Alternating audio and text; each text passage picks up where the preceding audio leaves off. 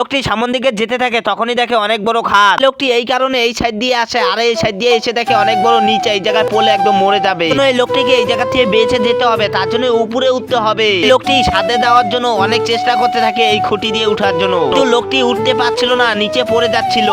তারপরে এই সাইড দিয়ে আসে, এই সাইড দিয়ে উঠার চেষ্টা করে, কিন্তু লোকটি পড়ে যায়। আবারও এই সাইড দিয়ে আসে, উঠার জন্য আবার চেষ্টা করতে থাকে।